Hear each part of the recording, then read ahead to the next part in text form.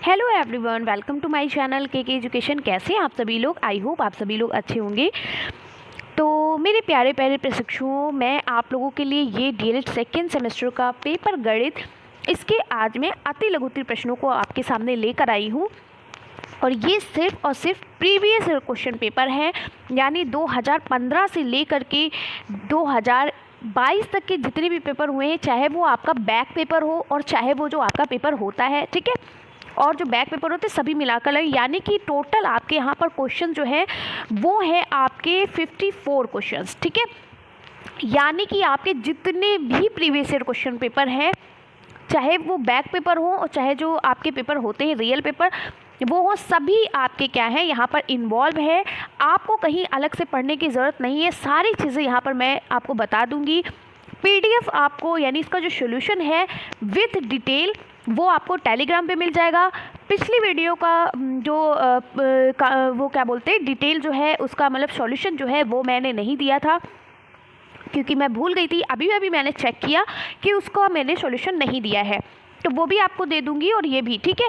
और रही बात एग्ज़ाम्स की, तो बहुत से लोग कह रहे हैं कि क्या मैम दिसंबर में एग्ज़ाम्स होगा। तो देखिए, मुझे तो नहीं लगता है कि दिसंबर में एग्ज़ाम्स होगा। हाँ, दिसंबर में फॉर्म ज़रूर फिल हो सकते हैं, लेकिन एग्ज़ाम्स अभी नहीं लग रहा है। अभी 4th सेमेस्टर का जो इंटर्नशिप है वो कंप्लीट हो गया है। सेकेंड सेमेस्टर का अभी मुझे आइडिया नहीं है। आप लोग बताइए कि आप लोगों का कंप्लीट हो गया है कि नहीं। अगर आपका कंप्लीट हो गया है तो मैं ये कह सकती हूँ कि फॉर्म फिल होगा, लेकिन एग्ज़ाम जो है वो आपका जनवरी के फर्स्ट वीक में ज़रूर हो सकता है, ठीक है। जनवरी के भले ही फर्स्ट वीक में हो, लेकिन मुझे नहीं लगता कि दिसंबर में होगा, लेकिन कुछ भी कहा नहीं जा सकता है क्योंकि ये डीएलएड है, ठीक है। तो फिर हम स्टार्ट करते हैं वीडियो को बिना टाइम वेस्ट किए। और हमारे जितने भी प्यारे प्रशिक्षु हैं जो परेशान हैं, मैम 50 नंबर वाले क्वेश्चंस करा दिए। देखिए, जब मैं 50 नंबर के क्वेश्चंस कराती हूँ तो आप बोलते हो मैथ्स करा दीजिए, मैथ्स बिल्कुल भी नहीं आती है। तो अभी मैं आपको मैथ इसलिए करा रही हूँ कि जब मैं 50 नंबर वाले क्वेश्चन पेपर कराऊंगी, और जैसे मैंने फर्स्ट सेमेस्टर में आपको सबकी महामैराथन क्लासेस दी थी, उससे भी कई सारे क्वेश्चंस फंसे हुए थे, ठीक है। तो सबकी महामैराथन क्लासेस मैं तैयार कर रही हूँ, वो भी आपको दूंगी। एकदम मेरे साथ जुड़े, टेंशन मत लो, टाइम पे आपको सब मिल जाएगा। आपके एग्ज़ाम के 15 दिन पहले ही सारी चीज़ें आपको प्रोवाइड कर दी जाएंगी, ताकि 15 दिन जो आपके पास बचे उसे आप अच्छे से अच्छे रिवीजन कर सकें। 15 दिन बहुत होते हैं, ठीक है, क्योंकि आप जो आपका डीएलएड है वो इतना टफ नहीं होता है, बहुत इजी पेपर आता है। आपने खुद देखा है फर्स्ट सेमेस्टर में। अगर आप बिल्कुल नहीं पढ़े हो तो फिर आपको टफ लगेगा ही, ठीक है। बाकी इजी होता है। सारी चीज़ें आपको आपके एग्ज़ाम के 15 दिन पहले ही प्रोवाइड कर दी जाएंगी। पूरा यहाँ पर मैंने पूरी अच्छी तरीके से अपनी खुद आप लोगों को पढ़ाने की जो तैयारी है वो पहले से टाइम टेबल मैनेज कर लिया है कि इस समय हमें क्या क्या देना है, क्या क्या नहीं देना। हमें 15 दिन पहले ही आप लोगों की सारी चीज़ें कवर करा देनी, ताकि आपको सिर्फ और सिर्फ रिविज़न करना रह जाए। तो यहाँ पर ये हमारी राजन सीरीज़ में सभी प्रश्न पत्र जो है वो दिए गए हैं, प्रीवियस ईयर क्वेश्चन पेपर, चाहे वो बैक पेपर हो चाहे वो कोई भी पेपर हो, ठीक है, सब दिया गया है।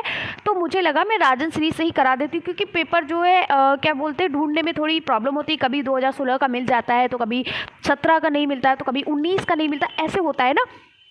तो राजन सीरीज में सारे थे, इसलिए मैं सिर्फ यहाँ पर प्रीवियस ईयर क्वेश्चन पेपर जितने भी आपके अति लघुत्तरीय प्रश्न हैं, कम से कम 54 हैं। और ये वीडियो बहुत लेंदी होने वाली, लेकिन अगर आपने सिर्फ और सिर्फ ये जो मैं राजन सीरीज़ के प्रीवियस ईयर क्वेश्चन पेपर, यानी राजन सीरीज़ में जो आपकी राजन सीरीज़ कर रहे हो, अगर ये भी आप पढ़ोगे तो 100% आपकी, या समझ लीजिए, मैथ तैयार है। एक भी % की छूट नहीं, 100% मैथ तैयार है, ठीक है, अगर मेरे बताए हुए तरीके से आप चल रहे हो। तो चलिए, ये हो गई काम की बातें, अब आगे बढ़ते हैं, ठीक है। तो यहाँ पर पहला क्वेश्चन दिया गया है कि बीजीय व्यंजक ये आपके दिए गए हैं, x⁻³ y minus x y की पावर 3 का गुणनखंड ज्ञात कीजिए। तो बहुत आसान है, ठीक है, चलिए ज्ञात करते हैं। बाकी जो इसका सोल्यूशन है वो आपको मेरी हैंड राइटिंग में मिलेगा, ठीक है। ये सोल्यूशन तो आपको, इसका सोल्यूशन तो सामने ही रखा हुआ है, लेकिन मेरी हैंड राइटिंग में मिलेगा, क्योंकि वहाँ पर मैंने हर चीज़ों को तोड़ तोड़ के वहाँ पर एक्सप्लेन किया है, ठीक है। जैसे मैं आपको पढ़ा रही हूँ सेम वैसे ही वहाँ पर आपको मिल जाएगा मेरी हैंड राइटिंग में, ठीक है। तो देखिए कितनी अच्छी बात है कि सारी चीज़ें आपको फ्री में प्रोवाइड हो रही। सभी तो पैसे ले लेकर, पेड ले लेकर कोर्स आपको दे रहे हैं, लेकिन एक आपका के एजुकेशन क्लास एक ऐसा एजुकेशन क्लास है जहाँ पर आपको सारी चीज़ें फ्री में प्रोवाइड हो रही है। सिर्फ और सिर्फ आप वीडियो को शेयर नहीं करते हो, बस यही दिक्कत है। बाकी सारी चीज़ें यहाँ प्रोवाइड, बहुत से हमारे ऐसे प्रशिक्षु हैं जो हर चीज़ का पैसा नहीं दे पा रहे होंगे, जिनके लिए पढ़ना ही बहुत मुश्किल है, अभी भी कुछ ऐसे प्रशिक्षु हैं जिनके लिए पढ़ना बहुत मुश्किल है, फ़ीस भरना बहुत मुश्किल है, तो ये सारी चीज़ें मैं उनके लिए कर रही हूँ, ताकि जो उनके साथ साथ इसका आपका भी फ़ायदा है। जो बच्चे पैसे दे सकते हैं उनका भी फ़ायदा है, और जो नहीं दे सकते उनका भी फ़ायदा है। तो दोनों को मैनेज करते हुए मैं यहाँ पर कर रही हूँ। बस आपको क्या करना है, सिर्फ वीडियो ही तो शेयर करनी है ना। वीडियो को शेयर करिए। कुछ ऐसे प्रशिक्षु होते हैं जो नए नए जुड़ते हैं और बोलते हैं मैम आपकी क्लास मुझे पहले मिल जाती तो मेरा और फ़ायदा हो जाता। तो ये जो लोग कहते हैं ना, तो थोड़ा सा अजीब लगता है कि मैं इतनी मेहनत कर रही हूँ, और जो बच्चे चाहते हैं कि मुझे मेरी क्लास मिल जाए तो वो उनको नहीं पहुंच पा रही। तो प्लीज़ आप लोग शेयर करें, शेयर करने में कुछ नहीं जाता है, ठीक है। तो चलिए स्टार्ट करते हैं। x की power 3 y minus x y की पावर 3 का गुणनखंड ज्ञात कीजिए। जिन लोगों को बीजीय व्यंजक जो हल करने में इस तरीके के सवाल आते हैं, उनको प्रॉब्लम होती है, तो वो ध्यान से सुने, ठीक है। देखिए यहाँ पर देखो सीधा सीधा कर दिया गया है, और आप जो जिन्होंने राजन सीरीज पवन सीरीज ली होती है ना, वो मैथ्स बिल्कुल भी सॉल्व नहीं कर सकते अगर उनको मैथ नहीं आती है, क्योंकि वहाँ पर आंसर्स एकदम सीधा सीधा दे दिया जाता है और समझ में नहीं आता है। तो चलिए हम आपको बताते हैं कैसे हम इसे सॉल्व करते हैं, ठीक है। चलिए, तो यहाँ पर क्या है, x की power 3 y minus x y की पावर 3 का गुणनखंड करना है। तो हम क्या करेंगे, एक काम करते हैं, हम यहाँ से x और y को कॉमन ले लेते हैं, ठीक है। क्या करते हैं, हम यहाँ पर हम x और y को कॉमन ले लेते हैं। तो हमने यहाँ पर x और y को कॉमन ले लिया, तो हमारे पास क्या बचा, अब एक x, इन दोनों में से एक x निकल गया और एक y निकल गया, ठीक है। तो जब एक एक्स वाई निकल गया तो हमारे पास यहाँ बचा x की घात 2, क्योंकि यहाँ पर x की घात 3 है, तो कितना होता है x गुणे x। तो एक x तो मैंने यहाँ पे उतार लिया, ठीक है। तो हमारा यहाँ कितना बचा, x की पावर 2 यानी 2x बचा, और बचा हमारे पास y तो बचा ही नहीं, क्योंकि देखिए यहाँ पर क्या है, यहाँ पर आपका y 1 है और हमने y ऑलरेडी यहाँ पर ले लिया है। देखिए जब भी हम किसी चीज़ को ब्रैकेट में लिखते हैं यानी हम दोनों की बात कर रहे हैं, ठीक है। तो यहाँ पर हमारा y बचा नहीं, तो हम आगे बढ़ जाते हैं। अब माइनस का चिन्ह है, माइनस लगाया। अब यहाँ पर क्या है, x और y की पावर 3 यानी एक x है और y कितने हैं, 1 गुणे 2 गुणे 3। तो यहाँ का एक y जो है वो यहाँ पर आ गया, तो हमारे पास क्या बचा, x 1 ही था तो हम नहीं उतारेंगे, y हमारे पास 2 बचे, ठीक है। अभी सॉल्व नहीं हुआ है, ठीक है। अब हम क्या करेंगे, अब हम करते हैं, आपने एक सूत्र तो सुना ही होगा, मैंने आपको कई बार बताया है कि a square minus b square बराबर होता है a प्लस बी और a minus b, a plus b और a माइनस बी, ठीक है। एक सेकेंड थोड़ा सा इरेज कर देती हूँ ताकि यहाँ पर साफ साफ दिखे और आप लोगों को समझ में आ जाए, ठीक है।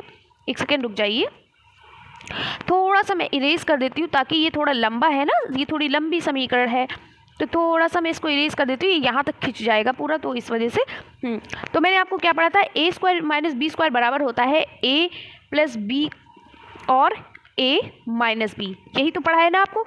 बस यही रूल हम आजमा लेते हैं। तो एक्स वाई को हमने ऐसे ही उतार दिया, और ब्रैकेट में x square minus y square है, तो a को हम x मानते हैं, b को हम y मानते हैं, तो हमने क्या लिखा, a प्लस बी और क्या आ जाएगा, a माइनस बी, ठीक है। यही हमारा उत्तर है, समझ में आ गया।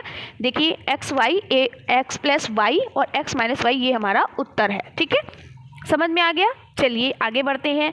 अगला प्रश्न है अब देखिए यहाँ पर डायरेक्ट आंसर दे दिया गया, क्या आप डायरेक्ट आंसर निकाल सकते हो, नहीं। तो चलिए हम देखते हैं।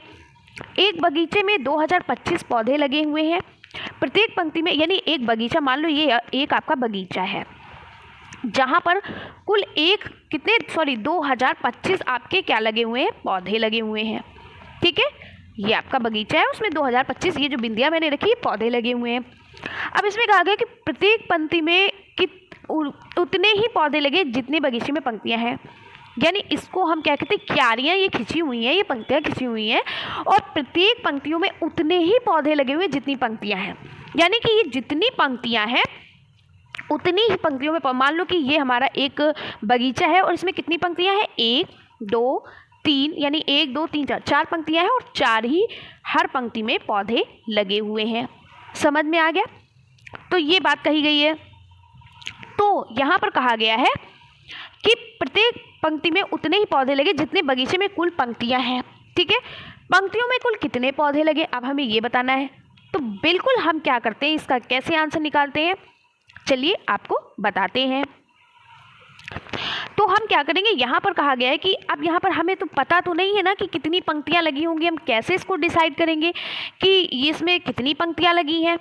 ठीक है, तो हम क्या करते हैं, अब हमने यहाँ पर लिखा कि प्रत्येक पंक्तियों में लगे पौधों की संख्या हमने मान लिया x। ठीक है, प्रत्येक पंक्तियों में पौधों की संख्या हमने क्या मान ली, x मान ली। ये आपको पूरा लिखना है। ठीक है, यहाँ पे स्पेस नहीं, इसलिए मैंने थोड़ा सा लिख दिया है। ठीक है, हमने क्या मान ली, x मान ली। ठीक है, और कुल पंक्तियों की संख्या भी हमको नहीं पता है, तो हम पंक्तियों की संख्या भी क्या मान लेंगे, x मान लेंगे। ठीक है, जो हमें चीज़ नहीं पता है हम उसको क्या मान लेते हैं, हम x मान ले, a मान ले, b मान ले, जो भी आप व्यंजक मानना चाहे मान लेते हैं। ठीक है, अब हम प्रश्नानुसार इसको बनाते हैं। हम लिखेंगे प्रश्नानुसार। प्रश्नानुसार क्या हो रहा है कि यानी कि प्रत्येक पौधे, ये जो बगीचा है इसमें जितनी पंक्तियां हैं उतने ही पौधे हैं। ठीक है, तो बगीचा कितना बड़ा है, बगीचे में कितने पौधे लगे हैं, 2025। तो यानी जितनी पंक्तियां होंगी तो हम दोनों को गुणा कर देंगे और उतने ही पौधे लगे होंगे। तो हम क्या लिखेंगे कि प्रत्येक पंक्ति में यानी जितनी पंक्तियां होंगी उतने ही तो पौधे होंगे, तो गुणा कर देंगे दोनों को, तो x गुणा x बराबर 2025 हो जाएगा। अब यहाँ पर हो जाएगा x स्क्वायर बराबर 2025। ठीक है, अब इसको हम कैसे सॉल्व करेंगे, तो यहाँ पर क्या हमने लिखा है, एक्स स्क्वायर बराबर 2025। ठीक है, अब ये x हम खाली लिखते हैं और इसको अंडर रूट में कर देते हैं, अंडर रूट 2025। क्यों, क्योंकि जब हम स्क्वायर हटाते हैं तो ये रूट में बदल जाता है, इसका वर्ग हो जाता है। ठीक है, अब इसका जब हम वर्ग निकालेंगे यानी कि ये किसका वर्गमूल है, तो ये हमारा 45 और 45 का वर्गमूल है। आप 45 का गुणा करिए, क्या निकलेगा, 2025। जब भी हम इसको वर्गमूल से बाहर निकालते हैं तो ये, जब हम अंडर रूट से बाहर निकालते हैं तो ये हमारा क्या आ जाएगा, एक संख्या आ जाएगी 45। यही हमारा उत्तर है। ठीक है, एक तो ये तरीका हो गया, तरीका हुआ। और दूसरा तरीका क्या हुआ, दूसरा तरीका भी हम सीख लेते हैं। दूसरा तरीका ये हुआ, एक सेकेंड, दूसरा तरीका भी हम आपको बता देते हैं। दूसरा तरीका क्या है, अगर आपको कुछ नहीं आ रहा है, इस तरीके का दिया गया है, तो आप क्या करना, सिर्फ 2025 का क्या कर लेंगे, वर्गमूल निकाल लेंगे। वर्गमूल निकालने के लिए हम कैसे वर्गमूल निकालते हैं, 2025 का वर्गमूल निकालते हैं, तो इसको लासा कर लेंगे। इसका क्या हो जाएगा, 2 एकम 2, 0 बचा 2, ये 2 से नहीं कटेगा, 5 से कटेगा। 5 चक्कू 20 और 0 लगाया, 5 25। फिर हो जाएगा 5 से कटेगा, 5 अट्ठे 40 और 5 एकम 5। फिर ये 3 से कट जाएगा, 3 दूनी 6, 3 सत्ते 21। फिर 3 से कटेगा, 3 नवा 27। फिर 3 तिया 9, फिर एक बार 3 आएगा। इस तरीके से जब हम निकालेंगे तो हमारे पास आएगा 5 गुणे 5 गुणे 3 गुणे 3 गुणे 3 गुणे 3। इन दोनों की जोड़े बना लेंगे और जो संख्या जोड़ा बनता है उसका एक संख्या को बाहर निकालते हैं। तो 5 गुणे 3 गुणे 3 कितना हो गया, 5 तिया 15 और 15 तिया 45। ये हमारा उत्तर आ गया। आई होप आपको समझ में आ गया होगा। ठीक है, और ये क्वेश्चन जो है ये बहुत इंपॉर्टेंट है और ये क्वेश्चन एक बार और रिपीट किया है। ठीक है, हो सकता है रिपीट कर जाए, तो बस आपको इतना याद रखना है कि जब भी इस तरीके के क्वेश्चन आए, हमें पंक्तियां नहीं पता है और पंक्तियों में जो पौधों की संख्या वो भी नहीं पता है, तो हम सिर्फ इस चीज़ का वर्गमूल निकाल लेते हैं। समझ गया है, वर्गमूल कैसे निकालते हैं, उसका लासा निकाल लीजिए, आ जाएगा। और अगर 2025 का आपको पता है किसका वर्गमूल होता है, 45 का वर्गमूल होता है। जैसे 9 दिया गया और पूछा गया 9 किसका वर्गमूल होता है, तो 3 तिया 9 होता है, ये 3 का वर्गमूल होता है। अगर आपको ये पता है तो आप कर लीजिएगा। ठीक है, नहीं पता है तो लासा निकाल के हो जाएगा। ठीक है, चलिए अगला क्वेश्चन है स्क्रीन पर। एक वर्गाकार तार का क्षेत्रफल 144 सेंटीमीटर स्क्वायर है। एक वर्गाकार तार है, ठीक है, उसका क्षेत्रफल कितना है, 144, यानी उसका क्षेत्रफल जो है 144 सेंटीमीटर स्क्वायर है, यानी वर्ग सेंटीमीटर है। इसे मोड़कर एक आयत बनाया गया है। ये वर्ग में था, अब इसको क्या बना दिया गया, आयत बना दिया गया है। ठीक है, आयत की लंबाई जो है वो कितनी है, 16। अगर ये 16 है तो ये भी 16 होगी, क्योंकि आयत के आमने सामने की भुजाएं क्या होती हैं, बराबर होती हैं। आयत की चौड़ाई कितनी होगी, यानी इसको हमें ज्ञात करना है चौड़ाई को, तो अगर ये x है तो ये भी x होगी। ठीक है, अब ध्यान रखिएगा, ये जो वर्गाकार तार है इसका क्षेत्रफल कितना है, 144 है ना, समझ में आ गया। और जब हम इसका आयत बना, तो जो मान लो किसी का खेत है, मान लो ये एक वर्गाकार खेत है और इसमें मेरा तार था। जब मेरा काम था खेत में तो मैंने चारों तरफ इसके तार लगा दिया। ठीक है, अब मैंने इसके तार को निकाल लिया और मैंने इसका एक आयताकार मैदान में इसको लगा दिया, लेकिन मान लो कि अगर 4 मीटर का हमने तार लगाया है, तो जब हम आयताकार खेत में जाएंगे वहाँ भी तो 4 मीटर ही लगेगा ना। ऐसा तो नहीं हमारा तार बढ़ जाएगा, वो 4 मीटर का ही तो होगा। ठीक है, तो दोनों का जो परिमाप होगा, चाहे वो वर्ग का हो या आयताकार का हो, दोनों का परिमाप क्या होगा, सेम होगा, क्योंकि तार का जो लंबाई है वो क्या है, समान है। ठीक है, इतना आपको समझ में आ गया। चलिए इसको सॉल्व करते हैं। तो हम यहाँ पर लिखेंगे कि वर्गाकार आयत का क्षेत्रफल क्या होता है, वर्गाकार आयत का क्षेत्रफल बराबर होता है लंबाई गुणे चौड़ाई। यही तो होता है ना, लंबाई गुणे चौड़ाई। तो हम सबसे पहले निकाल लेंगे वर्ग का परिमाप। तो वर्ग का परिमाप क्या होता है, वर्ग का परिमाप बराबर होता है भुजा स्क्वायर। क्या होता है, भुजा स्क्वायर। ठीक है, वर्ग का परिमाप हमें पता है कितना है, 144 है। तो वर्ग का परिमाप कितना है, 144, और यहाँ पर है भुजा स्क्वायर, यानी भुजा गुणे भुजा, तो भुजा स्क्वायर ही लिखेंगे। और जब भी यहाँ पर कोई चीज़ स्क्वायर में हो तो ये हमारी अंडर रूट में चली आती है। ठीक है, तो 144 को हम रूट में कर देंगे और भुजा हमारी 1 बचेगी। आपको पता है 12 में 144 का वर्गमूल क्या होता है, 12 का वर्गमूल 144 होता है। तो ये हमारे पास आ जाएगा 12, तो भुजा बराबर 12। तो आपको इतना पता चल गया कि एक भुजा, जो भुजा है वो हमारी कितनी है, 12 सेंटीमीटर है। ठीक है, अब हम निकालेंगे, ठीक है, वर्ग का परिमाप हमने निकाला। सॉरी, एक सेकेंड रुक जाइए। वर्ग का परिमाप क्या होता है, भुजा स्क्वायर, वो हमने निकाल लिया। अब हम निकालेंगे वर्ग का क्षेत्रफल, सॉरी हमने निकाला था, अब निकालेंगे वर्ग का परिमाप।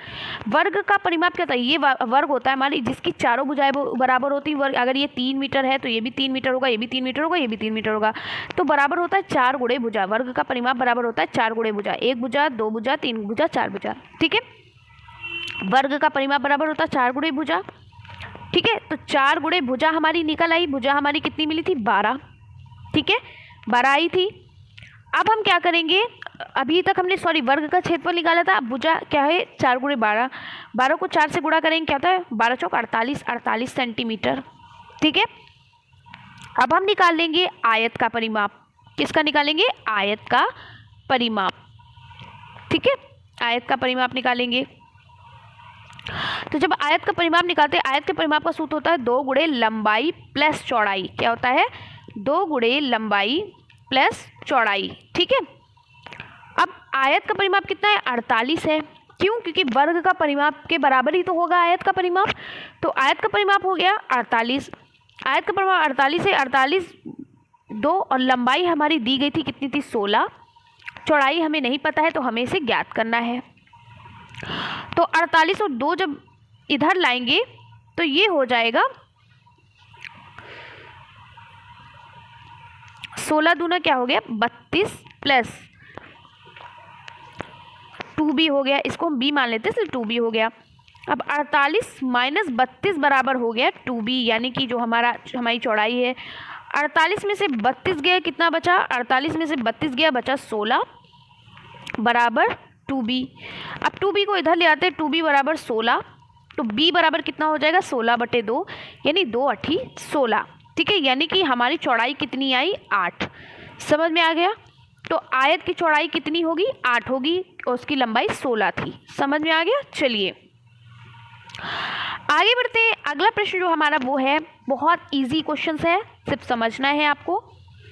एक कक्षा में 3x² + 5x - देखिए जितने भी बीजीय जो व्यंजन वाले जो आपके गुणा जोड़ घटाना गुणा भाग होते हैं, सबसे आसान होते हैं, बहुत बढ़िया होते हैं, और कभी भी इसमें आपकी गलती नहीं होती है। अगर आप अच्छे से समझ जाओगे, ये आपको अच्छे नंबर इससे स्कोर मिल जाते हैं। ठीक है, एक कक्षा में 3x² + 5x - 9 बालक हैं, यानी कि जैसे हम लोग कहते हैं नहीं, एक कक्षा में 12 लड़के हैं और 13 लड़कियां, इस तरीके से बोलते हैं, वैसे ये भी है। एवं x² + 5x + 4 बालिकाएं पढ़ती हैं। कक्षा में बालकों की संख्या बालिकाओं की संख्या से अधिक है, यानी अगर लड़के जो बालक की जो संख्या है बालिकाओं से अधिक है, लड़कियां अगर 11 हैं तो लड़के कितने हैं, 15 हैं। ये बात यहाँ पर कही गई है। अब इसको हल करना है, तो आपको जाहिर सी बात है, आपको ये पता है कि हमेशा क्या करते हैं, हम बड़ी संख्या को छोटी संख्या से घटाते हैं, यही तो करते हैं ना। बालक की संख्या ज़्यादा है तो हम बालक की संख्या लिखेंगे, फिर हम माइनस करके, यानी कि जो हम बड़ी संख्या को ही छोटी संख्या से तो घटाते हैं। तो बड़ी किसकी संख्या है? बालक की संख्या। छोटी किसकी संख्या? बालिकाओं की। तो हम बालक की संख्याओं से बालिकाओं की संख्या को घटा देंगे और हमें पता चल जाएगा कि कितने लड़के ज़्यादा हैं। ठीक है, चलिए यही बात यहाँ पर कही गई है। तो बालकों की संख्या कितनी थी? चलिए लिख लेते हैं। जो बालक थे उनकी संख्या थी 3x² प्लस 5x माइनस 9, यही तो थी। और बालिकाओं की संख्या कितनी है? तो हमेशा याद करिएगा, मैंने आपको हमेशा बताया, जब भी हम किसी चीज़ को माइनस करते हैं उसके बाद अगर कोई बीजी व्यंजक आता है तो हम उसको ब्रैकेट में लिखते हैं, ताकि ब्रैकेट खोलने से हमारे चिन्ह बदल जाते हैं। ठीक है, तो हमें उसमें आसानी होती है। अगर आप ये स्टेप नहीं फॉलो करेंगे कभी भी आपका आंसर सही नहीं आएगा। अब बालिकाओं की संख्या कितनी थी? x² प्लस 5x प्लस 4, यही थी। ठीक है, चलिए हल करते हैं। तो सबसे पहले हम ब्रैकेट खोल लेते हैं, इसके चिन्ह बदल जाएंगे। तो हमारे पास है 3x² plus 5x minus 9, bracket खोलेंगे तो प्लस माइनस माइनस का x² हो जाएगा और प्लस माइनस माइनस का 5। देखिए यहाँ पर प्लस का 5x था और जब मैंने ब्रैकेट को खोला तो माइनस प्लस माइनस हो गया, और आपको पता है विपरीत चिन्ह हमेशा माइनस ही आता है। तो माइनस 5x हो गया, प्लस से माइनस में बन गया। अब यही चीज़ यहीं पर अगर आप ऐसे ही गुणा भाग कर देते या घटा देते तो गलती हो जाती। ठीक है, अब देखिए यहाँ पर प्लस का 4 है, ये माइनस में हो जाएगा। क्यों? क्योंकि यहाँ पर माइनस है और माइनस ये वाली हम देख रहे हैं ना, तो माइनस प्लस माइनस 4 हो जाएगा। ठीक है, अब हल करते हैं। तो यहाँ पर हमारा है 3x², यहाँ पर दिया गया 3x² और यहाँ पर x² है, यानी 3 में से 1 गया, कितना बचा? 2 बचा, तो हमारा हो गया 2x², यही तो हो गया। ठीक है, अब देखिए यहाँ पर प्लस का 5x है, यहाँ पर माइनस का 5x है, और आपको पता है जब भी कोई संख्या समान होती है लेकिन चिन्ह अलग अलग होते हैं तो वो संख्या एक दूसरे से कट जाती है, पता है ना, बहुत अच्छे से पता है।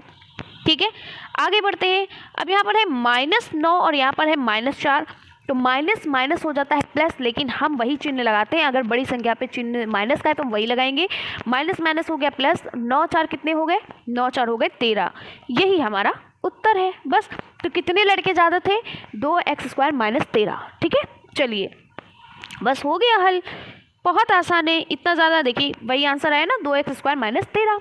ठीक है, चलिए ये क्वेश्चन भी बहुत आसान होता है और पूछा जाता है। ठीक है, बहुत इंपॉर्टेंट क्वेश्चन है, ये पूछा जाता है। जो भी इंपॉर्टेंट क्वेश्चन मैं आपको बता दूंगी। देखिए सेकेंड सेमेस्टर की मैथ जो है वो टफ नहीं है। ठीक है, अगर आपने क्या बोलते हैं मल्टीपल चॉइस क्वेश्चन और आपने क्या बोलते हैं ये आपके जो वेरी शॉर्ट क्वेश्चन होते हैं, अगर आपने ये कर लिया तो आप मैथ पार कर गए। ठीक है, चलिए अब ये बहुत आसान क्वेश्चन है, बच्चों वाला सवाल है, सिर्फ आपको समझना है। यहाँ पर दिया गया है 5 3 5 x 9 11 का समांतर माध्य 7 है, तो x का मान बताइए। यही तो क्वेश्चन में कहा गया है ना। चलिए हम इसको सॉल्व करते हैं। तो हमें सबसे पहले पता होना चाहिए कि समांतर माध्य बराबर होता क्या है। तो समांतर माध्य बराबर होता है, समांतर माध्य बराबर होता है कुल पदों का योग। कुल पदों का योग, कुछ देखो आपको जो क्या बोलते हैं, आपको कुछ सूत्र याद करने पड़ेंगे। ठीक है, कुल पदों का योग बटे कुल पदों की संख्या। ठीक है, कुल पदों का योग बटे कुल पदों की संख्या, याद हो गया। समांतर माध्य बराबर कुल पदों का योग बटे कुल पदों की संख्या। ठीक है, चलिए और एक चीज़ पहले ध्यान रखिएगा, जब भी हम समांतर माध्य वाले क्वेश्चंस लगाते हैं, ठीक है, तो क्या है? कुल पदों का योग बटे कुल पदों की संख्या। तो समांतर माध्य बराबर कुल पदों का योग, यानी कि इन सभी का हमें योग निकालना है, इन सभी को जोड़ देना है। तो क्या है? 3 + 5 + x + 9 + 11 बटे 5। अब ये 5 कैसे आया? क्योंकि कितनी संख्या है? 1 2 3 4 5, यानी कुल पदों का योग बटे कुल पदों की संख्या। कितनी संख्या है? 5 है, 5 हमने लिख दिया। समझ में आया? चलिए अब हम समांतर माध्य, यहाँ पर पूछा गया है कि समांतर माध्य कितना। समांतर माध्य का देखिए यहाँ पर मान दिया गया है, तो हम समांतर माध्य के नीचे 7 लिख देंगे और हम इन सभी संख्याओं को जोड़ लेंगे। तो संख्याओं को जोड़ने से हमारा क्या होगा? ये जो हमारी संख्या जुड़ जाएंगी, 5 5 3 8, ठीक है, 8 और 11 8 28 हो गए, और हो गया हमारा 28 और 9 हमारे जो हो गए वो मिलकर हो गए, हाँ 11। चलिए ये हो गया, ठीक है, हमारा हो गया 28। 28 हमारा आ गया, 28 + x लिखेंगे। ठीक है, यहाँ पर हम 28x नहीं लिख सकते। 28x का मतलब होता है 28 × x, समझ में आ गया। लेकिन यहाँ पर जोड़ का है, इसलिए हम इसे 28x। ये आप लोग कन्फ्यूजन, जो हमारे प्रशिक्षु मैथ में वीक है ना, वो यही करते हैं, इसलिए मैंने पहले ही आपको गलती बता दी यहाँ पे, और इस बात का ध्यान रखिएगा। यहाँ पर आप 28x नहीं लिखेंगे, 28 + x लिखेंगे।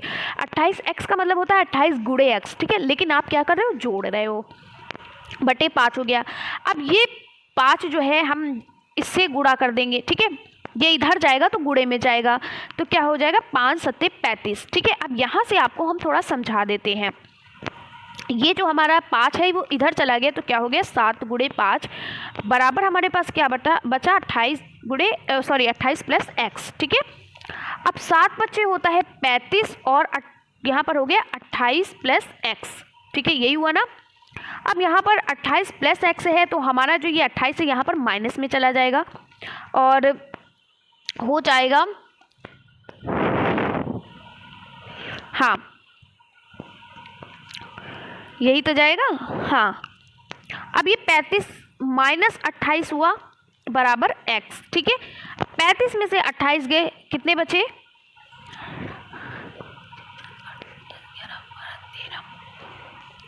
ठीक है। तो 27, 28, 29, 30, 31, 32, इसको आप 35 में से 27 निकालेंगे, 7 बचेगा बराबर x, यही आपका उत्तर होगा, ठीक है। चलिए आगे बढ़ते हैं। अगला प्रश्न है हमारा,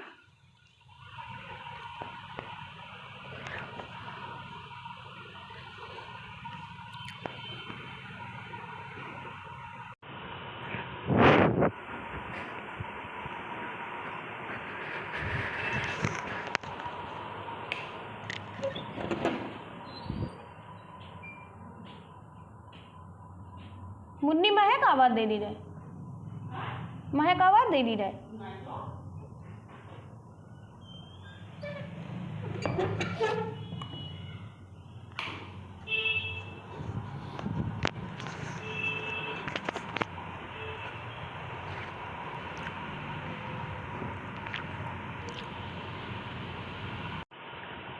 मैं इतना पढ़ा गई आप लोगों को और मैंने लॉक कर दिया था और वहाँ से आगे बढ़ गई, पढ़ा भी दिया और पता चला कि वीडियो नहीं चल रही थी।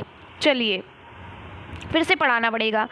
तो टैली चिन्ह लगाकर निम्न संख्याओं की बारंबारता का मतलब होता है बार बार किसी संख्या को बताना, ठीक है। टैली चिन्ह जो होता है, जैसे 1 का 1 होता है, 2 को इस तरीके से लिखते हैं, 3 को इस तरीके से लिखते हैं, 4 को इस तरीके से लिखते हैं और 5 को कैसे लिखते हैं, 1 2 3 4, ये 5, ठीक है, इस तरीके से, इसको हम टैली चिन्ह कहते हैं, ठीक है। तो सबसे पहले इन संख्याओं को आरोही क्रम में लिखते हैं या अवरोही क्रम में, जैसे आप लिखना चाहो। आरोही क्रम में मतलब बढ़ते क्रम में लिख लेते हैं। सबसे पहले 12 संख्या को लिखेंगे, जो भी जितनी बार 12 आया होगा, फिर 13 को, फिर 14 को, फिर 15 को, फिर 16 को, ठीक है। अब हम क्या करते हैं, हम इस तरीके से एक वर्ग अंतराल बनाते हैं। ये वर्ग अंतराल बनाया हमने 10 से 15 और 15 से 20 का। क्यों बनाया, क्योंकि यहाँ पर जो संख्या है वो 10 से लेकर 20 तक ही है, यानी 12 से शुरू हुई है 16 तक ही है, यानी 10 से 15 के अंदर ही अंदर है। तो बस हमने 2 बना लिए, 10 से 15 और एक 15 से 20, ठीक है। अब मैंने क्या किया, चलिए अब इस संख्या को देखते हैं। बारंबारता का मतलब कौन सी संख्या कितनी बार आई है उसको देख कर लिखना है। तो सबसे पहले 12 देखते, 12 एक बार आया, 2 बार आया, 2 बार आया। 12 कितनी बार आया है, 2 बार। 13 को देखते हैं, 1 बार आया, 2 बार आया, 3 बार आया। 13 कितनी बार आया है, 3 बार। 14 को देखते हैं कितनी बार आया, 14 आया है 1 बार। 14 कितनी बार आया है, 1 बार। टोटल कितनी संख्या हो गई, 3 2 5 और 1 6, यानी कि कितनी बार आया, 6 बार। देखिए यहाँ पर गलत लिखा था। राजन सीरीज़ में आपके क्वेश्चंस जो होते हैं वो गलत होते हैं। अगर आपने अच्छे से वीडियोस नहीं देखी हैं तो क्वेश्चन गलत हो जाएंगे। आप वही क्वेश्चन उतार कर वहाँ लिखाओगे और आप खुश हो जाओगे कि मैंने सारे क्वेश्चन कर लिए, लेकिन बाद में पता चलेगा आपने गलत किया है, ठीक है। चलिए तो ये 6 हो गए। अब हम बात करते हैं 15 से 20 वाले के बीच में। तो हमारे शुरू होंगे 15 से। 15 कितनी बार आया है, 1 2 3, ठीक है। 15 कितनी बार आया है, 3 बार, 3 बार आया, ठीक है। फिर आया 16। 16 कितनी बार आया है, 1 2 3। अब 15 और 16 के बाद कोई संख्या नहीं है, तो 15 3 बार आया, 16 3 बार आया, तो 3 3 कितने हो गए, 6, ये भी 6 हो जाएगा, ठीक है। अब इसकी बारंबारता कैसे लिखेंगे बताते हैं आपको। ये थोड़ा सा मैं इरेज कर देती हूँ ताकि यहाँ पर आपको ऐसा ना लगे कि ये इसी में ऐड हो गया है, ठीक है। ये 6 को हम कैसे लिखेंगे, 1 2 3 4 5 ही हो गया और एक 6। इसी तरीके से नीचे लिखेंगे और ये 6, तो ये हो गया। अब एक चीज़ का ध्यान दीजिएगा, आप लोगों के मन में ये सवाल होगा कि 15 को हम इसमें क्यों नहीं लिख सकते, क्योंकि 10 से लेकर 14 तक की संख्याओं को आप 10 से लेकर 15 के अंतराल में लिखोगे, यानी अगर 15 दिया गया है तो 14 ही लिखोगे, 14 तक संख्या लिखोगे। यहाँ पे 16 दिया होता तो 15 तक संख्या लिखते। 20 दिया है तो आप यहाँ पर 19 तक ही संख्या लिखेंगे। समझ में आ गया? चलिए आगे बढ़ते हैं। अगला है प्रश्न, सबसे छोटी पूर्ण संख्याएं लिखिए। तो पूर्ण संख्या क्या होती है? जो 0 से शुरू होती है, 0 से लेकर 1 2 3 4 से लेकर अनंत तक। 0 से यानी 0 से लेकर अनंत तक की संख्याओं को हम क्या कहते हैं? पूर्ण संख्याएं कहते हैं। ठीक है, तो सबसे छोटी पूर्ण संख्या क्या होती है? 0 होती है, यानी 0 होती है। ठीक है, चलिए आगे बढ़ते हैं। अगला प्रश्न है, निम्न में समीकरण व सर्व समीकरण छांटकर उत्तर पुस्तिका में लिखिए। तो मैंने आपको बताया कि अगर आपका right hand side left hand side जो होता है, राइट हैंड साइड के अगर बराबर होता है, अगर यहाँ पर उत्तर आपका 2 आया, 2 बराबर 2 आया, यानी वो क्या है? सर्व समीका है। समझ में आया? अगर आपका उत्तर 3 बराबर 3 आ गया, यानी कि लेफ्ट हैंड साइड में भी 3 आया है, राइट हैंड साइड में सेम आंसर आया है, तो इसका मतलब है कि वो आपकी क्या है? सर्व समीका। इतना बात अपने बुद्धि में, अपने दिमाग में बसा लीजिए। ठीक है, समीकरण क्या होता है? समीकरण की कोई वो नहीं होती है, वो कोई भी आंसर आ सकता है। ठीक है, LHS RHS बराबर नहीं होता है समीकरण में। ठीक है, तो बस यहाँ आंसर यही है। देखिए अभी हम इसको हल करेंगे, कैसे आएगा? यहाँ पर है 2x, यानी इसको इससे गुणा करेंगे, इसको इससे गुणा करेंगे, तो 2x + 2 आ गया बराबर 2x + 2। तो देखिए दोनों पक्ष क्या है? समान है, यानी दायां पक्ष और बायां पक्ष दोनों क्या है? समान है। तो ये हमारी क्या है? सर्व समीका। पहली हमारी क्या है? सर्व समीका। ये हमारा समीकरण है। ये क्या है? 2x - 1 बराबर x। ठीक है, और यहाँ पर हो जाएगा 2x - x बराबर 1, यानी कि x बराबर 1। तो यहाँ पे कोई, ये तो एक समीकरण हो गया, इस समीकरण को हल करना कहते हैं। ठीक है, बस समझ में आ गया। चलिए अगला क्वेश्चन बहुत मज़ेदार क्वेश्चन है, बहुत ही इंपॉर्टेंट क्वेश्चन है, और बहुत ध्यान से पढ़ के जाइएगा, रिपीट कर सकता है, और बहुत बढ़िया क्वेश्चन है। देखो एकदम बच्चों, आप प्राइमरी के टीचर बनने जा रहे हो तो बच्चों को कैसे समझाओगे, ये उस तरीके का प्रश्न है। ठीक है, देखिए यानी 83 के अंकों को परस्पर बदलने में हम प्राप्त संख्या को मूल संख्या से घटाने पर कौन सी संख्या प्राप्त होती है? तो हम 83 को जब परस्पर बदलेंगे तो ये क्या कर सकते हैं? 8 को इधर ले आए, 3 को इधर ले आए, क्या बन गई? 38 बन गई। 38। अब क्या हो गया कि ये जो संख्या है, इस संख्या को मूल संख्या यानी जो हमारी मेन जो संख्या दी गई थी उसको उससे माइनस कर देना है। तो जब हम 83 को 38 में माइनस करेंगे तो कितना हो जाएगा? 45 हो जाएगा। हो जाएगा। चलिए इतना सिंपल सा आंसर था। अगला देखिए क्वेश्चन, अगला क्वेश्चन है -4x + 3 बराबर -6x - 18 को हल कीजिए। बहुत बढ़िया क्वेश्चन है, हल करते हैं। क्या चाहता है हमारा? चलिए हल करते हैं।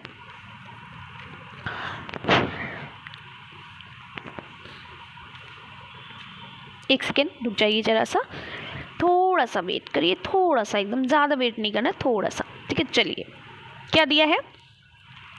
माइनस, एक बार चेक कर लेते, वीडियो चल रही है, पता चला मैं मेहनत करे जा रही हूँ और कुछ नहीं हो रहा है। ठीक है, चलिए तो -4x क्या दिया है? -4x + 3 = -6x - 18, यही तो दिया है। ठीक है, दे दिया है तो दे दिया है। चलिए मैं थोड़ा सा इसको और ऊपर कर देती हूँ ताकि मुझे स्पेस मिल जाए समझाने के लिए। क्या था? -4x + 3 = -6x - 18, यही था शायद। ठीक है, चलिए अब -4x + 3 है, और अब हम क्या करते हैं? दोनों पक्षों के x को एक पास ले आते हैं और जो ये संख्या है इनको एक पास ले आते हैं। तो यहाँ पर है -4x, और जब ये माइनस का 6 इधर लाएंगे तो हो जाएगा प्लस का 6x। ठीक है, अब यहाँ पर है माइनस का 18x और प्लस का 3 इधर ले जाएंगे तो हो जाएगा -3 का 13, यहाँ पर 13 होगा। ठीक है, 3 नहीं है, 13 है। ठीक है, 13 है ना? नहीं 3 है, सॉरी 3 ही है। एक बार चेक कर लेते हैं, काहे की कन्फ्यूजन। हाँ 3 है। चलिए अब करते हैं, फिर से लिखना पड़ेगा। -4x + 3 बराबर -6x - 18। ठीक है, तो हम x को एक पास ले आते हैं, संख्या को एक पास ले आते हैं, तो -4x, और जब ये 6x इधर आएगा तो +6x हो जाएगा बराबर -18, और जब ये 3 इधर आएगा तो -3 हो जाएगा। ठीक है, अब यहाँ प्लस माइनस माइनस होता है, तो 6 में से 4 गए, क्या बचे? 2x, और यहाँ पर प्लस का निशान बड़े पे लगा है तो प्लस ही रहेगा। अब यहाँ 18 और यहाँ पर 3 है, 18 3 कितने हो गए? 18, 19, 20, 21। तो यहाँ पर माइनस माइनस प्लस हो जाएगा, लेकिन बड़ी संख्या पर माइनस है इसलिए माइनस लगाएंगे, तो 18, 3, 21 हो गया। ठीक है, अब x बराबर हो जाएगा -21/2। अब हम इसको भाग देंगे तो ये हो जाएगा 2 पंचे 10, दशमलव लगाया, 0 बढ़ाया, और या 2 दहाम 20 भी कर सकते हैं, 0.1, 2 पंचे 1 सेकेंड, ये हो जाएगा 2 दहाम 20, हाँ 10.5 -10.5, यही आंसर आएगा। क्या यही आंसर आया है? चलिए यहाँ पर नहीं दिया है, इसका आंसर आएगा -10.5, x बराबर -10.5। समझ में आ गया? चलिए, या फिर x बराबर -21/2 भी आप लिख सकते हो। ठीक है, चलिए अगला प्रश्न है, हाँ ये देखिए -21 भी लिख सकते हो और इसको हल भी कर सकते हो। ठीक है, कैसे हल कर सकते हो? मैंने कैसे ही लिखा भाई 10.5, चलिए बता देते हैं। ठीक है, बहुत से ऐसे प्रशिक्षु जिनको नहीं बिल्कुल आती मैथ, तो क्या कर सकते हैं, तो 2 दहाम हो गया 20 हो गया ना। अब यहाँ पर हमने एक उतारा, ये कैंसिल हो गया। अब हमने दशमलव लगाया तो यहाँ पर 0 बढ़ाया, तो 2 पंचे हो गए 10, तो उत्तर हमारा क्या आया? 10.5। समझ में आ गया? इस तरीके से मैंने इसको हल किया है। चलिए अगला प्रश्न है, एक कक्षा की लंबाई 11 मीटर है और चौड़ाई 8 मीटर है और ऊंचाई 5 मीटर है।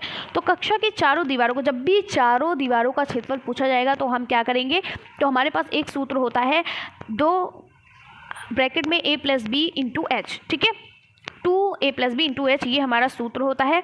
ठीक है, तो हमारी जो लंबाई है यहाँ पर l होगा, l + b। ठीक है, 2 ब्रैकेट में l यानी लंबाई प्लस चौड़ाई गुणे ऊंचाई। ठीक है, 2 गुणे लंबाई प्लस चौड़ाई गुणे ऊंचाई। ठीक है, लंबाई हमारी कितनी है? 11 है, और चौड़ाई यहाँ पर l लिखा जाएगा, a नहीं लिखा जाएगा। ठीक है, लंबाई, और यहाँ पर चौड़ाई हमारी क्या है? 8 है, और ऊंचाई कितनी है? 5 है। बस हमें हल कर लेना, हमें रखना आना चाहिए, हल कर लेना है।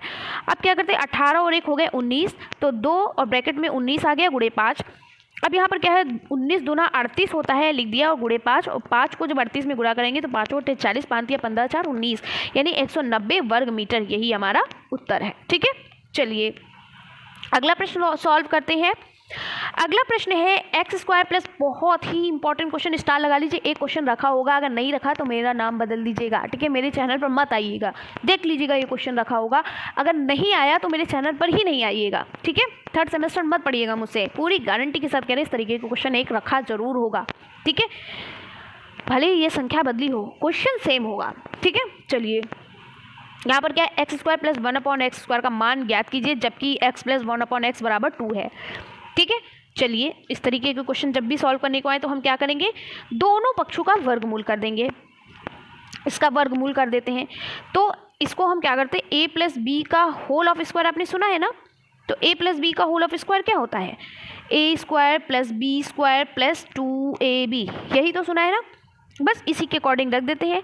तो यहाँ पर x + 1/x का होल ऑफ स्क्वायर लिख करेंगे तो ये हो जाएगा x² + 1/x का स्क्वायर। ठीक है, + 1/x का स्क्वायर प्लस 2 गुणे x गुणे 1/x। ठीक है, x से कैंसिल हो जाएगा। चलिए अब ये जो x + 1/x है, इसका मान दिया गया है 2। ठीक है, चलिए रखते हैं, तो यहाँ पर हो जाएगा 2। ठीक है, 2 का स्क्वायर बराबर हो जाएगा x का स्क्वायर + 1/x का स्क्वायर प्लस 2। ठीक है, क्योंकि इधर का तो कट ही गया है।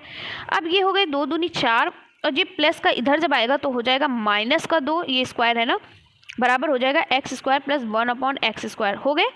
अब 4 में से 2 गए, 2 बचे, और क्या आंसर आया, x² + 1/x², या इसको हम ऐसे भी लिख सकते हैं, x² + 1/x² = 2, यही हमारा क्या है, उत्तर है। समझ में आ गया? बहुत सिंपल सा है क्वेश्चन, बहुत कुछ टफ नहीं है। अब अगला प्रश्न देखिए, यहाँ पर आपका दिया गया है 17, ये एक परिमेय संख्या है, -7/9, -5/21 और 2/, देखिए 17 क्वेश्चन चल रहा है। 6 दूनी 12 होते हैं, 6 त्रिक 18, यानी कि जो आपके बैक पेपर भी 16 में हुए थे वो भी मैं दे रही हूँ, फर्स्ट टाइम जो हुआ, सेकेंड टाइम जो हुआ। ठीक है, चलिए यानी सारे जितने भी प्रीवियस ईयर क्वेश्चन पेपर सब ये पे सॉल्व करा रही हूँ। यहाँ पर 2/-3 को आरोही क्रम में लिखिए, आरोही क्रम मतलब बढ़ते क्रम में। तो इसको हम जब भी लिख सकते हैं जब हमारे हर समान होंगे। तभी हम लिख सकते हैं। तो हर समान करने के लिए हम 9, 21 और 3 का लासा निकाल लेंगे, तभी तो हर समान होंगे। तो ये हो जाएगा 3 तिया 9, 3 सत्ते 21 और 3 एक कम 3, ठीक है। फिर 3 बार जाएगा, 3 एक कम और 7 एक कम, फिर ये 7 बार जाएगा, हो गया। तो 3 तिया 9 और 9 सत्ते क्या होते हैं 63, ठीक है। तो हमारा लासा क्या आया 63 आ गया। कितना आया 63 आया। अब हम सभी को लिख देते, 7/9 गुणे 63 कितने हो गए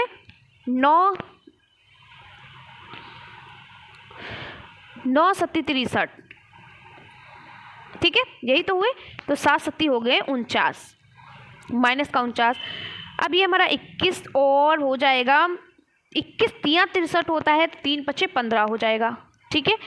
और ये 3 है तो 3 दूनी 6, 3 कम, तो 21 तिया यानी 3 21 बार में जाएगा और 21 दूना हो गए 42, ठीक है, ये हमारा आ गया। अब हमें ये पता चल गया कि हमारे पास क्या आया 49/63, 15/63 और 42। और आपको पता है कि माइनस एक बड़ा होता है, उससे छोटा -2 होता है, उससे छोटा माइनस, यानी जितनी संख्या बड़ी होगी माइनस में उतनी ही वो छोटी होती है, आपको पता है। तो जो 49 है, जितनी बड़ी सबसे बड़ी संख्या क्या है 49, यानी ये सबसे छोटी संख्या है, उससे बड़ी हो जाएगी 42/63, उससे छोटी उससे बड़ी हो जाएगी 15/63। यही हमारा क्या है उत्तर है, ठीक है। चलिए अगला क्वेश्चन है, प्लेटो का जन्म 429 ईसा पूर्व में हुआ था तथा 348 ईसा पूर्व में दिवंगत हुए थे, यानी कि दुनिया को प्यारे हो गए। वो कितने वर्षों तक जीवित रहे? तो जो प्लेटो जो थी उनका जन्म 439 ईसा पूर्व हुआ, 29 होता है शायद, हाँ 29 ईसा पूर्व हुआ था। तो 348 में वो चले गए, यानी इनको माइनस कर दो तो 9 में से 8 गया, 1 बचा, 12 में से 4 गए, 8 4 12 होते हैं, यानी 8 बचा और 3 बचा, यहाँ पर कुछ नहीं बचा, यानी 81 वर्ष जीवित रहे। बस माइनस कर देना। आपको देखने में लगे बहुत टफ है, कुछ नहीं है यार, उनकी ज़िंदगी से क्या बोले, मतलब उनका जन्म से लेकर उनकी वो कितनी तक जिए वहाँ पे माइनस कर दो, हो जाएगा, ठीक है। चलिए अगला प्रश्न आपका है, -11 का योगात्मक प्रतिलोम। और जब भी योगात्मक प्रतिलोम आता है तो हमें सिर्फ क्या करना होता है, चिन्ह बदल देना होता है। अगर ये माइनस में पूछा गया तो उसको प्लस कर देना होता है। तो -9/11 का योगात्मक प्रतिलोम क्या होगा 9/11। क्यों? क्योंकि योगात्मक प्रतिलोम का जो योग होता है वो शून्य आना चाहिए, और शून्य जब ही आएगा जब दो जो है हमारी संख्याएं समान हो लेकिन चिन्ह विपरीत होते हैं जिन संख्याओं का, वो हमारे तभी तो जीरो आएगा, यानी कि प्लस माइनस कट जाएगा ना, तभी तो जीरो आएगा। तो इसलिए हमें बस इतना याद रखना, हम एक बवाल नहीं जानते, हमें सिर्फ इतना याद रखना है कि योगात्मक प्रतिलोम में संख्या वही रहती है, चिन्ह बदल जाते हैं। अगर माइनस में है तो प्लस करना है, प्लस में है तो माइनस करना है, ठीक है। तो ये उत्तर होगा आपका। चलिए अगला प्रश्न है आपका, एक त्रिभुज का क्षेत्रफल जिसका, देखिए 2017 का पेपर स्टार्ट हो चुका है। एक त्रिभुज का क्षेत्रफल जिसका क्षेत्रफल जो है 48 सेंटीमीटर स्क्वायर है, यदि उसकी ऊंचाई 8 सेंटीमीटर है तो त्रिभुज का आधार क्या होगा? तो इसके लिए सूत्र क्या होगा, आधार भी दिया है ऊंचाई भी दिया है, तो हमें कुछ जानने की जरूरत ही नहीं है। त्रिभुज का क्षेत्रफल बराबर 1/2 आधार गुणे ऊंचाई, ठीक है, कुछ जानने की जरूरत ही नहीं है। तो त्रिभुज का क्षेत्रफल हमें 48 दिया गया, हमने 48 लिखा, 1/2 आधार हमें ज्ञात करना है, इसलिए हम आधार उतार लेंगे और ऊंचाई हमारी क्या है 8 है, ठीक है। अब हम आधार को इधर ले आए, तो ऐसे सॉल्व करोगे तो भाई आप जो हमारे वीक स्टूडेंट हैं वो नहीं कर पाएंगे, तो हम उनको समझा देते कैसे करना है। तो ये हमारा हुआ 48 बराबर 1/2 गुणे आधार, ठीक है, गुणे ऊंचाई, ठीक है। तो हम इसको हल करते हैं, तो ये 2 हमारा जब इधर आएगा तो हो जाएगा 48 गुणे 2 बराबर b, यानी आधार गुणे ऊंचाई, ठीक है। अब हम क्या करेंगे, अब फिर 8 को इधर ले आएंगे, तो ये 48 गुणे 2 बटे में 8 आएगा, बराबर b हो गया, यानी हमारा आधार हो गया। अब हम क्या करेंगे, 8 एकम 8, 8 19 16 30 24 8 4 32 8 6 48, ठीक है, 8 एकम 8 8 6 48, और 6 को 2 से गुणा करेंगे तो हमारे पास क्या आ जाएगा, 6 दूनी 12, यानी हमारी आधार कितना आ गया 12, यही हमारा उत्तर है, ठीक है। चलिए आगे बढ़ते हैं, अगला प्रश्न बहुत आसान प्रश्न है, ये बॉड मास नियम यानी बॉड मास रूल पर आधारित है, ठीक है, बॉड मास रूल पर आधारित है। एक बार बॉड मास के बारे में आपको समझा दूं, फिर इस क्वेश्चन को सॉल्व कराऊं। तो बॉड मास नियम में क्या कहता है, सबसे पहले हम बड़ा ब्रैकेट अगर होगा तो बड़े ब्रैकेट को खोलेंगे, फिर मंझला होगा तो मंझले को खोलेंगे, फिर छोटे को खोलते हैं।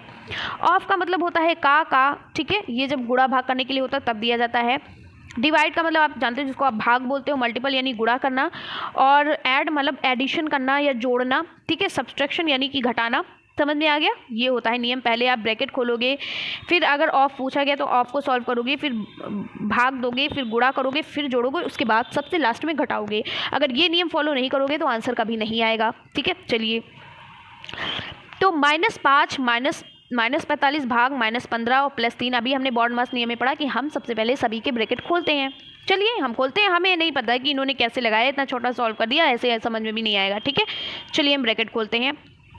-5 और ये माइनस माइनस क्या हो जाएगा, प्लस हो गया, प्लस का 45 हो गया, भाग -15 है तो ये -15 ही रहेगा, और यहाँ पर प्लस माइनस माइनस का 3 हो जाएगा, और ये गुणे 5। अब हम सबसे पहले क्या करते हैं, बॉड मास नियम के अनुसार पहले डिवाइड करते हैं, यानी भाग करते हैं। तो -5 और ये क्या होगा, 45 बटे -5। ठीक है, प्लस 45 बटे -5।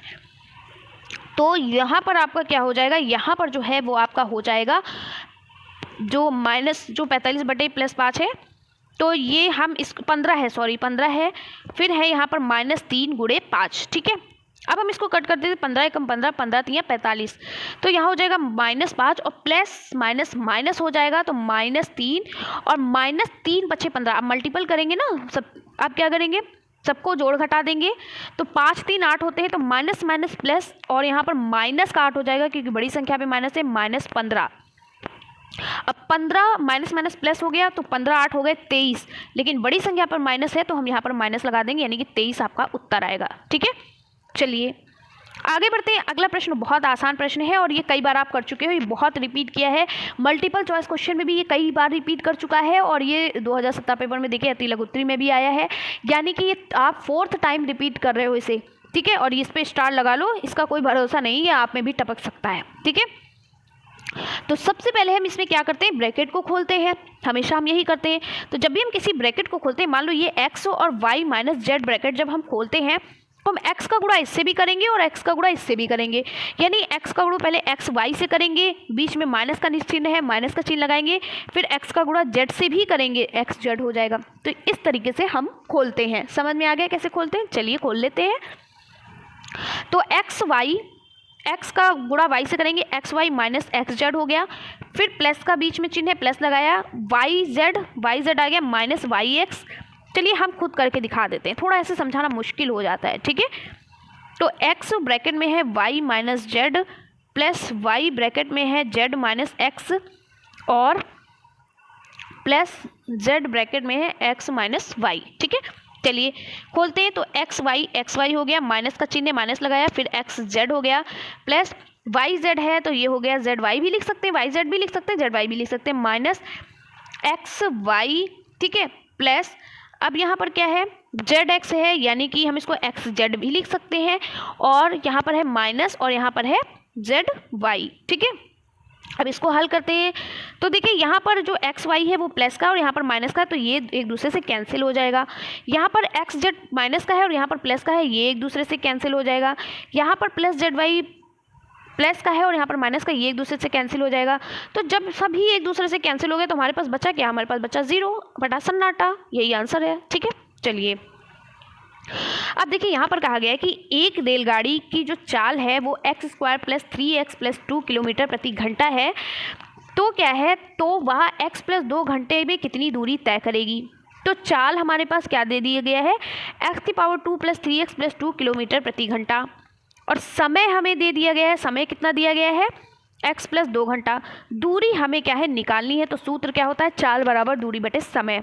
ठीक है, सूत्र होता है चाल बराबर दूरी बटे समय। ठीक है, या हमें निकालना क्या है, समय, तो हम ऐसे भी लिख सकते हैं, समय बराबर, हम क्या लिख सकते हैं, समय बराबर, या हम लिख सकते हैं, एक सेकेंड, क्या हमें तय करना है समय, अच्छा समय हमें दिया गया, हमें दूरी निकालनी है ना, दूरी निकालनी, हाँ समय, चाल और समय दिया गया, तो हम इसके लिए ये सूत्र लगा सकते हैं, दूरी बराबर चाल गुणे समय। ठीक है, बस गुणा कर देना एक दूसरे से। तो यहाँ हमारा क्या दिया गया था, x² + 3x, ये x है। ठीक है, 3x + 2, और इसमें गुणा किसको करना है, x + 2 को। गुणा किससे करते हैं, इसको भी सभी संख्याओं से करेंगे, इसको भी करेंगे, तो हम करते हैं। तो x यहाँ पर 1 है, तो यहाँ पर हो गया x⁻3, यानी इस x से x से किया, x⁻3 हो गया, प्लस x यानी कि यहाँ पर हो गया 3x², यानी कि 1x ये और 1x ये। ठीक है, प्लस 2x हो गया। अब हम इससे करते हैं, तो यहाँ पर हो गया प्लस 2x² प्लस 2 3 6x हो गया, और प्लस 3 दूनी 6, अच्छा ये 2 है, 2 दूनी 4 हो गया, ठीक है। अब हम हल करते हैं, तो यहाँ पर हो गया x की पावर 3 प्लस यहाँ पर 3x स्क्वायर है, यहाँ पर 2x स्क्वायर, तो 3 2 5 हो गए, यानी 5x स्क्वायर हो गया, ठीक है।